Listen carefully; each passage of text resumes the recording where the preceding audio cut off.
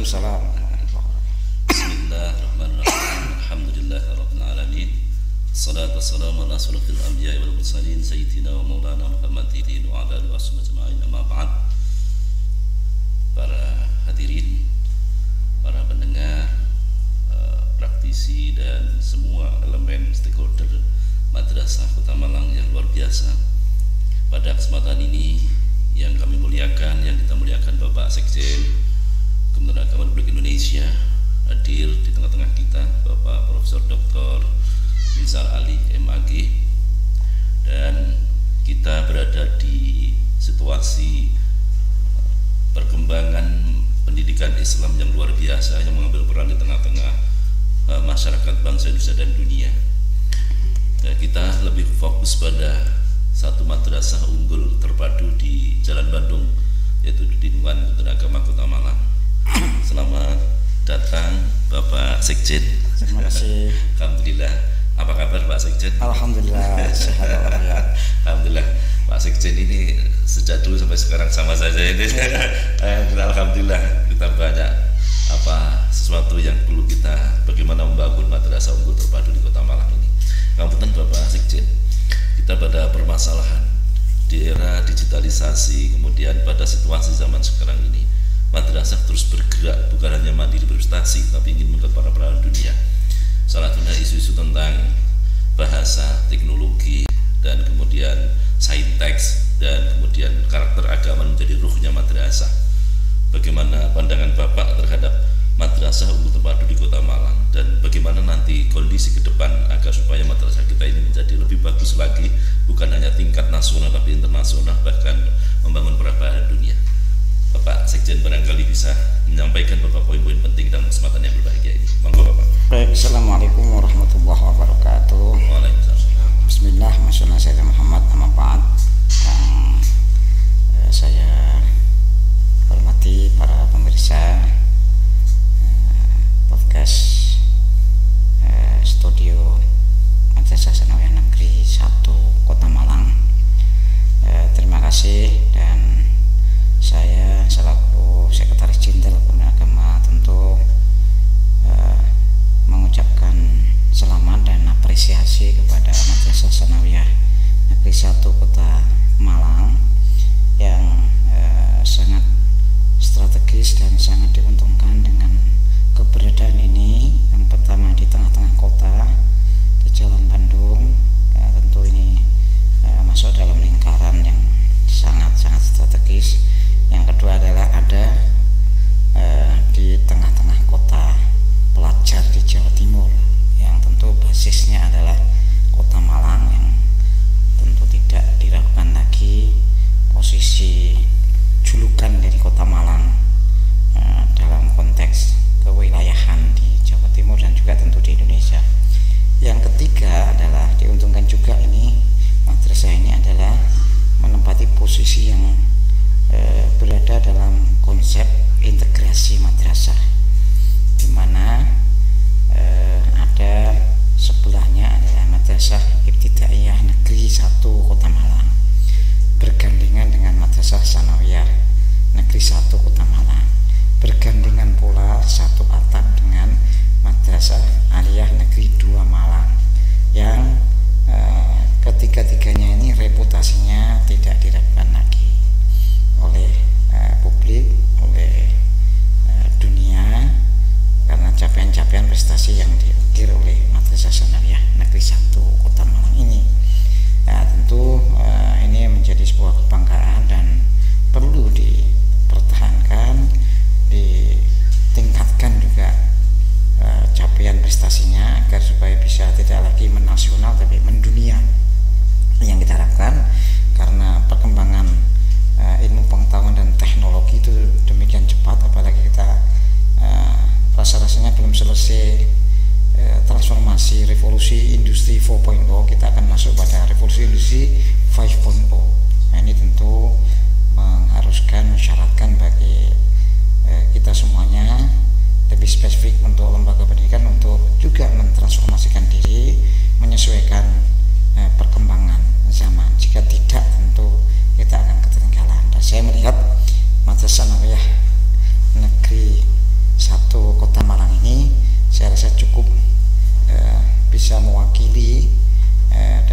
saya rasa terdepan di antara madrasah sanawiyah yang lain di Indonesia dalam merespon perkembangan zaman yang begitu cepat.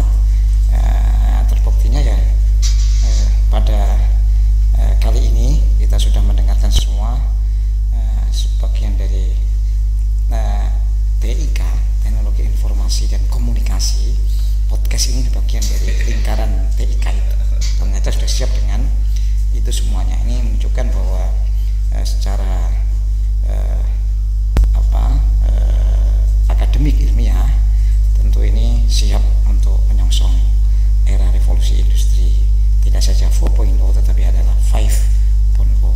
Nah, ini perlu dijaga dan dipelihara, dan tentu harapan kami adalah madrasah ini bisa menjadi yang terdepan, role model bagi madrasah yang lain, karena kita juga konsep integrasi tidak saja integrasi dari dalam konteks jenjang pendidikannya, tetapi juga integrasi dalam konteks kesiapan asrama yang membackup proses pembelajarannya itu, sehingga dapat dua sekaligus. Yang pertama adalah ilmu pengetahuan dan teknologi, yang kedua adalah aspek keagamaan atau spiritualitas, karena punya siswa-siswa yang langsung berdomisili di asrama siswa. Yang ini memungkinkan untuk di-push, didorong,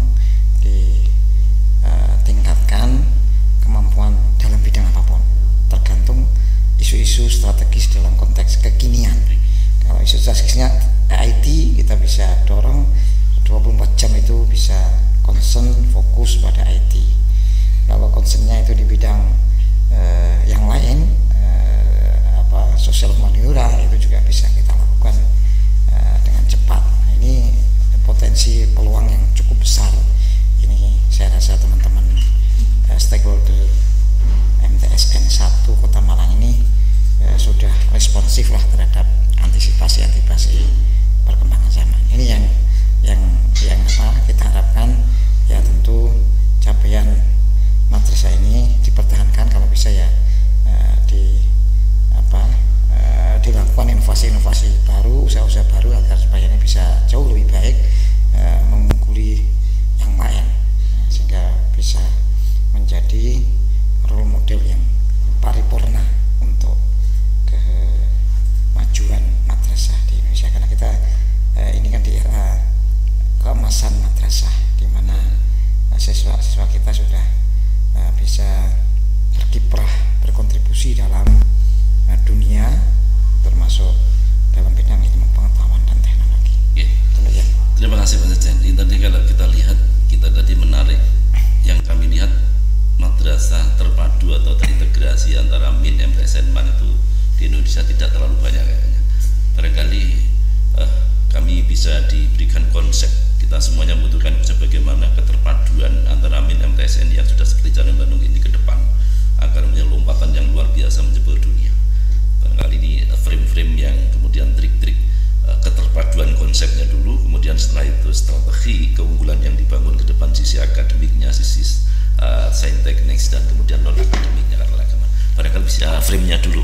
Ya, saya rasa ini kita mengacu pada visi misinya madrasah ya.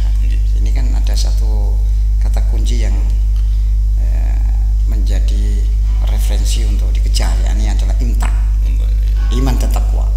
Yang saya rasa ini tidak dimiliki oleh sekolah umum menurut saya. Jadi dua aras inilah yang kemudian selalu dipertahankan oleh madrasah kita. Jadi misalkan ya keterpaduannya dalam konteks ini, kalau secara akademik ini harus ada ketersambungan, koneksitas, ada keberlanjutan, sustainability dalam konteks pembelajaran, baik aspek materi kurikulumnya, aspek strateginya, perangkat-perangkat lain yang bisa mendukung proses pembelajaran itu bisa lebih baik, lebih cepat. Nah, contoh misalkan ini kan satu atap terintegrasi, satu kotak, ya saling berkaitan. Jadi dalam konteks integrasinya bisa di konteks komite sekolah, terus program-program yang bisa dilakukan secara bersama-sama ketika ini, juga termasuk misalkan dalam konteks penguatan spiritualitas, misalkan bisa jadi anak-anak kita yang sudah selesai menyelesaikan lulus dari MIN ini supaya bisa masuk ke MTSN yang itu berlanjut, tidak ada pengulangan kurikulum, tidak pengulangan materi. Misalkan dalam soal hafalan Al-Quran, target keluar dari ini mungkin 15 juz. Jadi nanti di MTS ini ada kontinuitas, udah nggak perlu ngulang lagi 1 sampai 15, 16 sampai berikutnya. Ini yang kita maksud kontinuitas. Jadi kurikulumnya itu bersambung, punya keuntungan.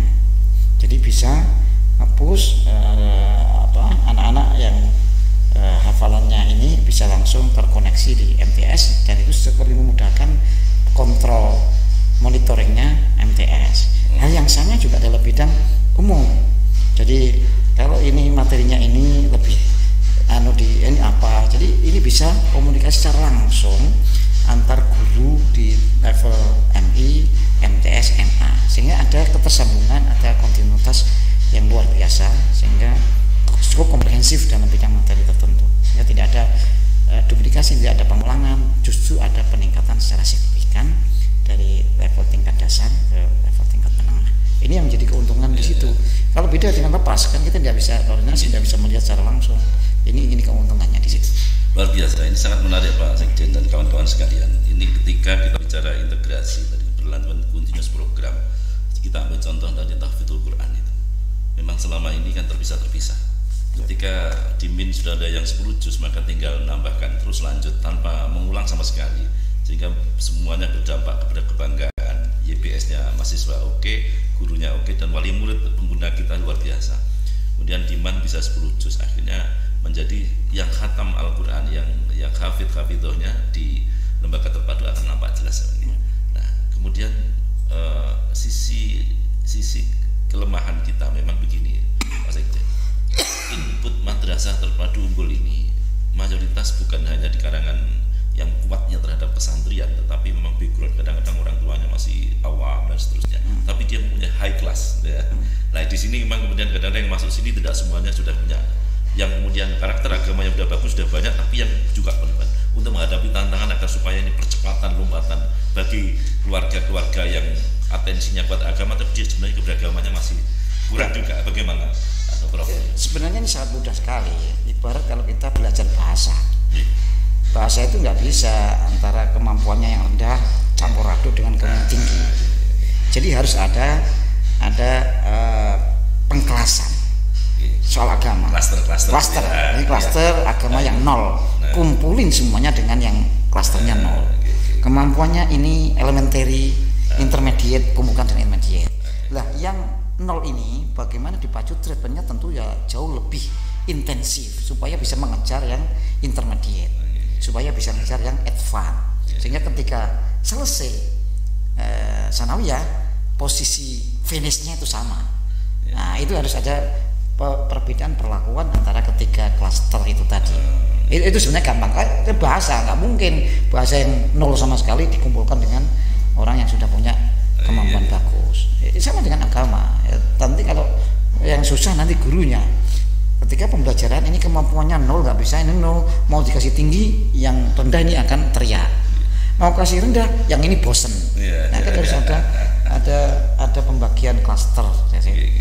Ini luar biasa. Jadi ini strategi yang luar biasa kita bangun, ada klaster-klaster seperti perumahan. Ada pinggir jalan yang besar-besar aja belakangnya gitu ya. Artinya bahwa madrasah unggul tidak mesti harus semuanya nilainya high semua, tapi bagaimana proses nanti yang tidak bisa diingkari gitu. Oke, Pak Sekjen.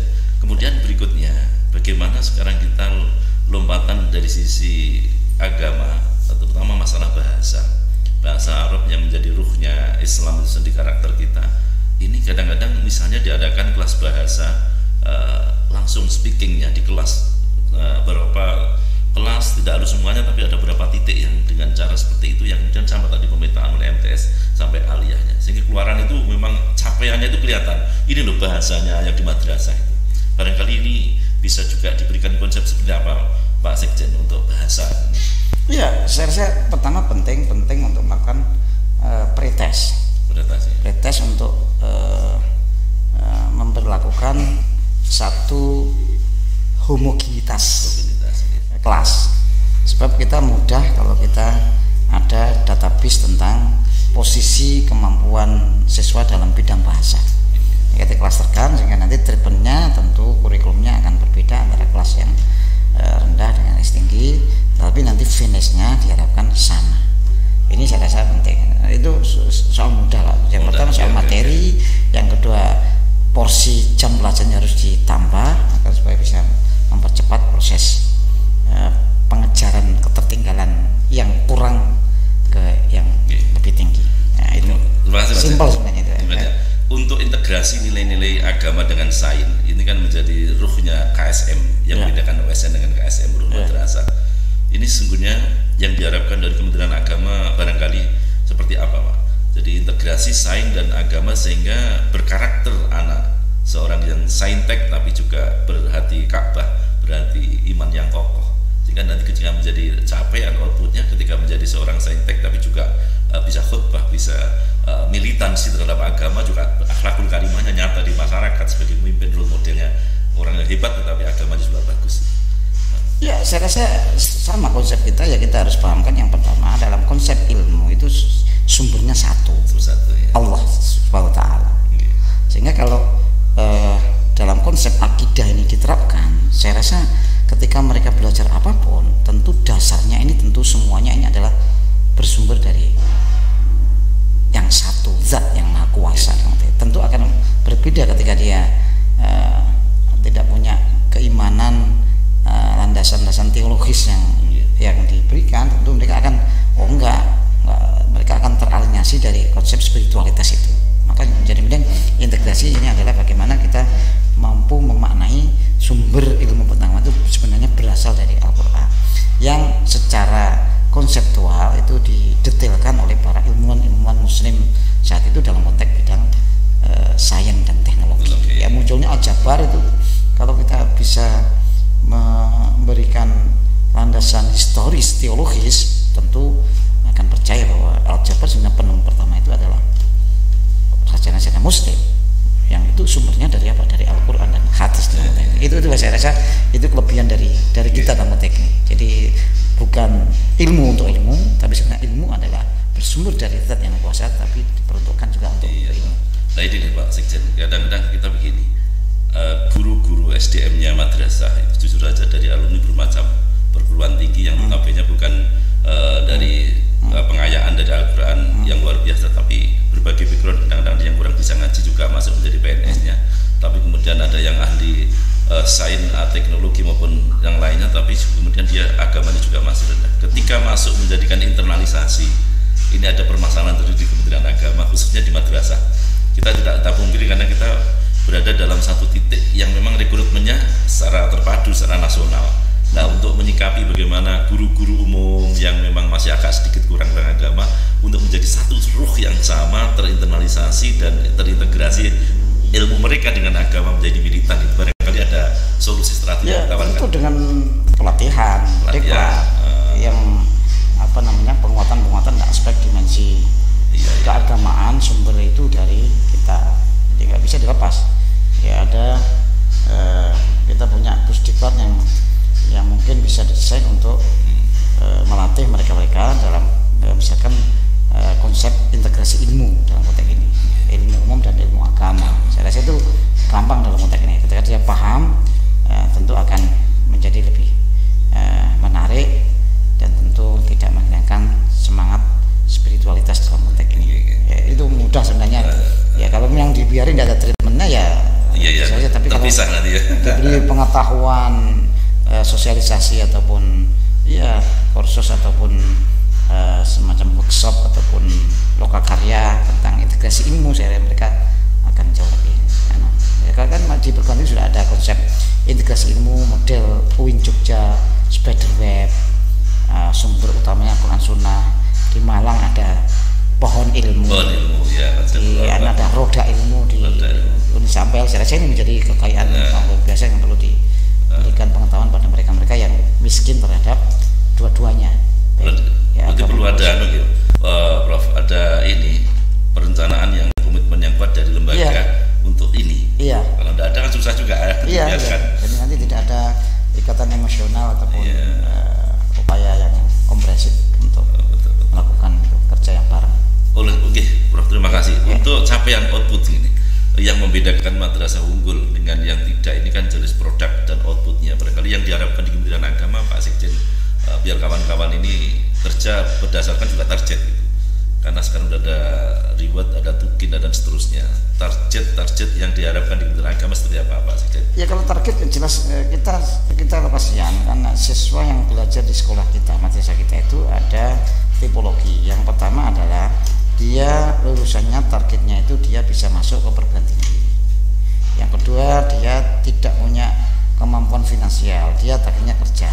Nah, inilah yang perlu dilihat dalam konteks ketika rekrutmen siswa baru dalam konteks ini.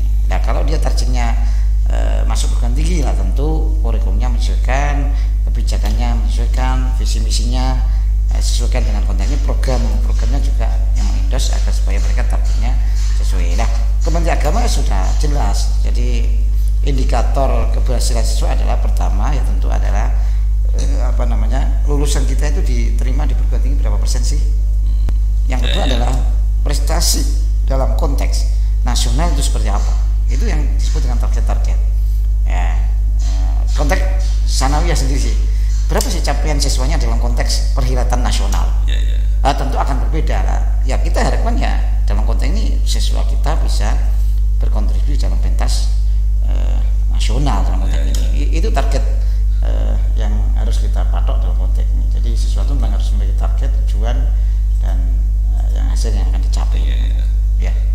Luar biasa ini dari kawan-kawan ini pemerintah. Satu lagi barangkali ya, kalau sudah input proses kemudian target sudah dilakukan seperti yang disebutkan oleh Pak Sekjen, tapi satu lagi dukungan komite, mungkin terpadu dengan konsorsium. Bagaimana peran komite ini yang kemudian bisa mengunggulkan madrasah terpadu Jalan Bandung di Kota Malang ini masuk MTSN 1. Barangkali satu terakhir nih Pak Sekjen. Ya baik, saya rasa komite ini juga tidak kalah penting untuk memberikan kontribusi yang besar terhadap madrasah. Tanpa komite juga pincang, terutama terkait dengan mungkin ada finansial yang tidak bisa dipenuhi oleh sekolah karena mengandalkan APBN. Dari mana? Nah, kita punya komite bisa menggerakkan itu semuanya, bisa membackup kekurangan finansial yang terjadi untuk dalam rangka mencapai tujuan prestasi-prestasi yang dicapai itu dalam bentuk. Yang kedua adalah ada kesamaan persepsi antara, karena komite ini juga bagian dari madrasah, karena anak-anaknya juga sekolah di sini. Jadi mereka akan tentu punya ikatan emosional. Tidak mungkin komite ini menolak kalau ada upaya madrasah untuk memberikan kualitas anak-anaknya berprestasi. Kalau berprestasi berarti dia juga ikut bangga karena anaknya juga mencapai prestasi yang puncak. Jadi ini sebenarnya tinggal bagaimana sinergi kolaborasi antara madrasah dengan komite itu tadi. Ya, komite kan dipilih orang-orang yang punya visi yang sama, visi kepedulian terhadap madrasah, kemudian terhadap prestasi, punya jaringan yang luas sehingga bisa membantu jalannya operasional madrasah. Nah, gitu ya. Terima kasih luar biasa Pak Sekjen telah hadir karena kita sebenarnya banyak hal yang kita lakukan seolah lain kali. Terima kasih Pak Sekjen. Awalnya kurang lebihnya mohon maaf, mudah-mudahan menjadikan penguatan bagi kita semuanya madrasah unggul terpadu Jalan Bandung. Yang kita akhiri, wallahu muwaffiq. Assalamualaikum warahmatullahi wabarakatuh. Waalaikumsalam. Terima kasih Pak Sekjen.